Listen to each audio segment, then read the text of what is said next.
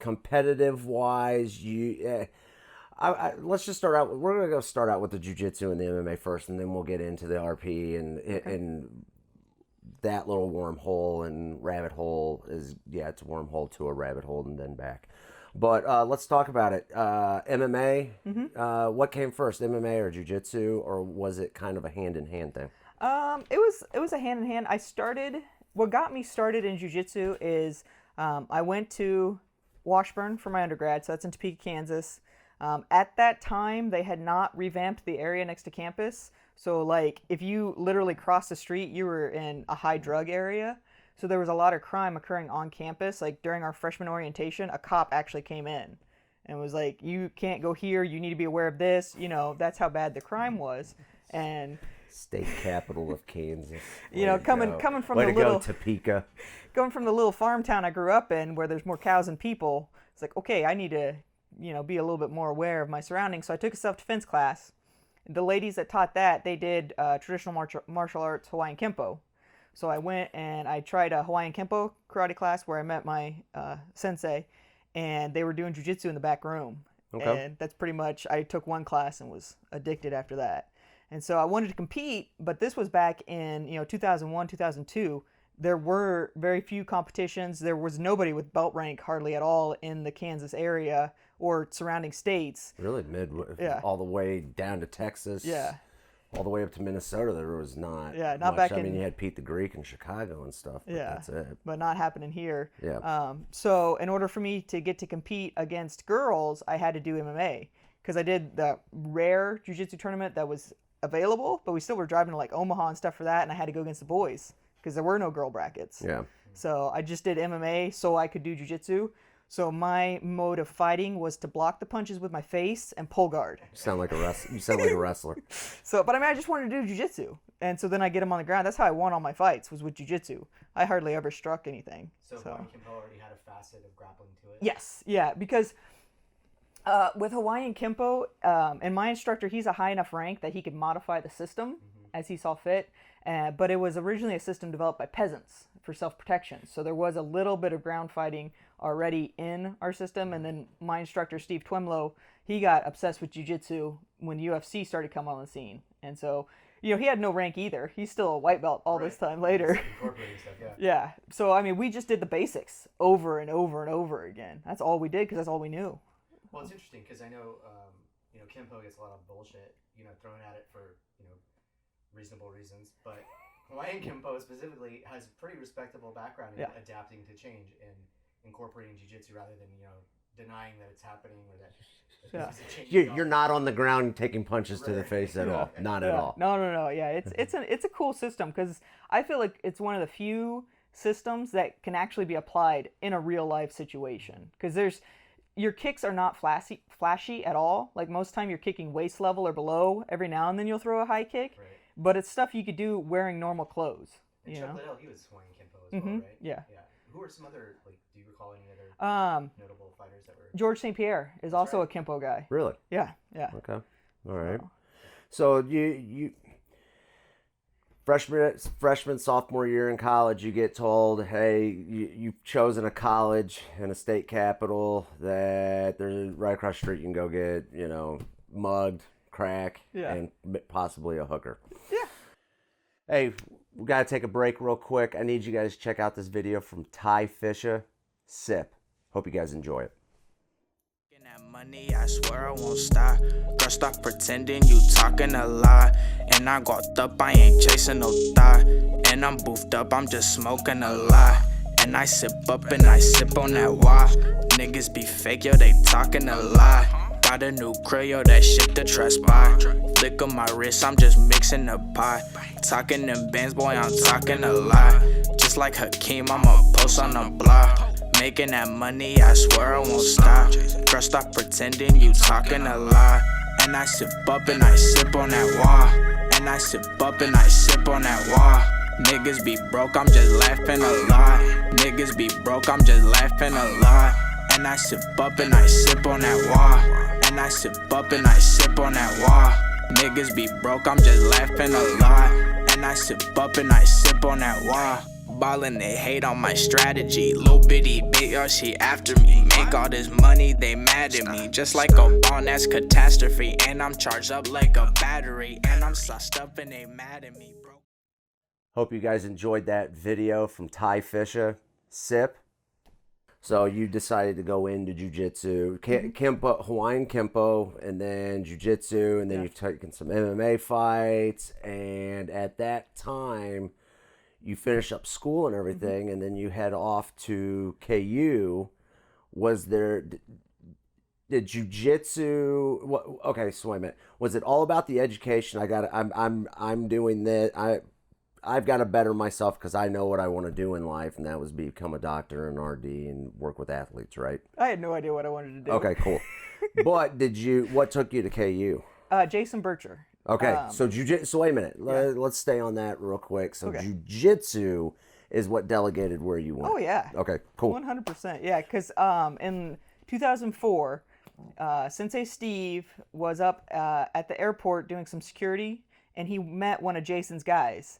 And then Sensei Steve actually drove me up to my first class at Jason's gym because he wanted to make sure I was going to be safe.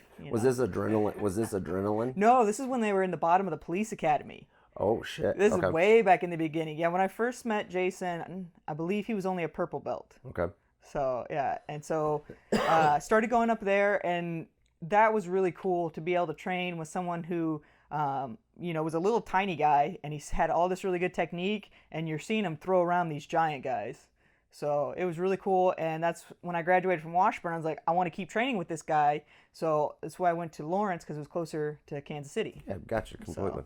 That's only like a 40 minute drive. Yeah. So. And what actually dictated me getting my degree in sports studies is at the time I thought I wanted to open up my own jiu-jitsu gym. Okay. So sports studies is kind of the administration side. So before you realize that there's no money to be made. Yes. Go to Well, and see, that's what got me out of athletic training, because originally I learned athletic training, so number one, I could take care of my own injuries. Right. But then I figured out how much athletic trainers make, and that you have to work every weekend and holidays. I was like, I don't want to do that. So, yeah. So, went to Bircher, came there, and then it was, I'm finishing school. I'm ready to, wait a minute, I'm seeing the value of my education. I need to go to the next step. Yeah. And kept going. Then you got your PhD at K-State. Where did you train out there? With Joe Wilk. Okay, the nose. Yeah, Joe the Nose at Combative Sports Center. Okay. And what actually made me get my PhD in nutrition is because at that time I was doing my pro fighting. That was in the heart of my professional MMA career. Okay. And I didn't know how to cut weight. I'd only had two nutrition classes in my entire college career, and I'd been in college for 7 years at this point, and still knew very little about nutrition.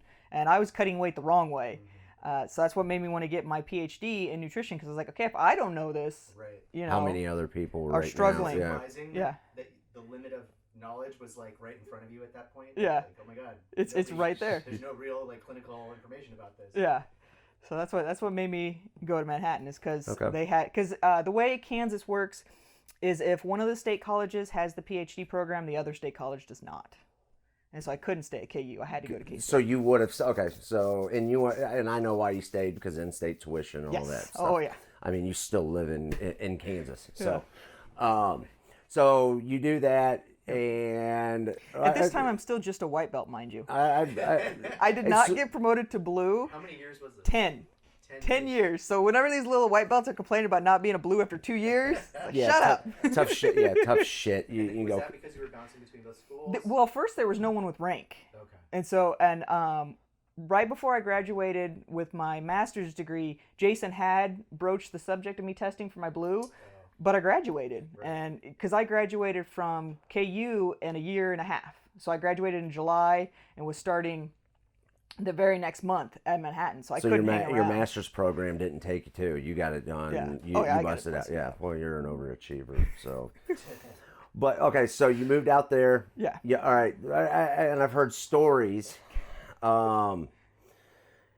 And I'm pretty sure it's Dustin Phillips that talked about this. You used to bounce out in Manhattan, didn't I did you? that in Topeka. Topeka. Yes. So okay. So while you were at Washburn, Well, I was getting okay. my So undergrad, all right, yeah. while you were getting your bachelor's, you used to bounce. Yes. Okay, and you're learning jujitsu, you're doing all of this, you're bouncing. How many times do you think I bounced also? How many times do you think you actually really had to put your hands on somebody? I tried to always talk people down first, and I worked at the bar for over a year. So at first, people look at me, and back then I only weighed 155, like walk around 155. I didn't cut weight. Yeah. I was just strolling around. So I was a smaller female, and for the first couple months, people tried to give me a little bit of gruff, but my reputation got to be pretty well known, and a lot of times I could just talk down the situation. So that's what I tried to do. Did you ever have to punch anybody in the face? I did. I had one guy that he grabbed my throat, and the other bouncers were dealing with a situation in the back of the bar, so I was alone. So I did have to strike that patron.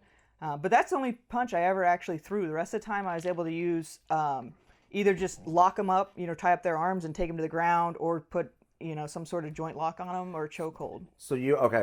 So Washburn, bachelor's, KU, masters, bouncing, jiu-jitsu starts in Topeka, goes to KU in Lawrence, and then you're out to K-State. You went from Berkshire out to the nose. Yeah. You're out there and everything, and you graduate with your PhD. You move back. You move to Kansas City then. To move to Iowa. Okay, so wait, you went up to Iowa. Yep. You were there for how long? 2 years up there. Who'd you train with up there? Up there, it was with Cedar Valley Brazilian Jiu-Jitsu, and Greg Hauser was our coach up there. He's that frog, Jeff Curran. He's a Jeff Curran black belt. Okay, cool. That was his fight name. It was like the Mighty I Frog love or the how we're Strong just using Frog everybody's fight names. The nose. So anyway, what was your fight name? I was the Genetic Wonder. The Genetic Wonder. And then yes. It's like an old school pro. Yeah. Yes. It got switched to Cold Case for like my last fight. But yeah, at first I was the Genetic Wonder. So Dude, this is gonna be some great little. Did you walk out in like a graduation gown? I did list, because when I got my undergrad, I graduated with department honors. Right. So whenever they would list like, black belt in this, black belt in this, I'd be like, white belt, graduate with honors, because it's like, here's what I've accomplished. Yeah. That's so awesome. So the Genetic Wonder. Yeah. Why haven't we heard that in the gym I yet? I've never heard of Yeah. Mhm. Oh well, that's good. good. You were hiding it so good. Yeah, no, the whole world knows now. The professor. We had the professor, and then the Genetic Wonder came in. Yeah. That, AKA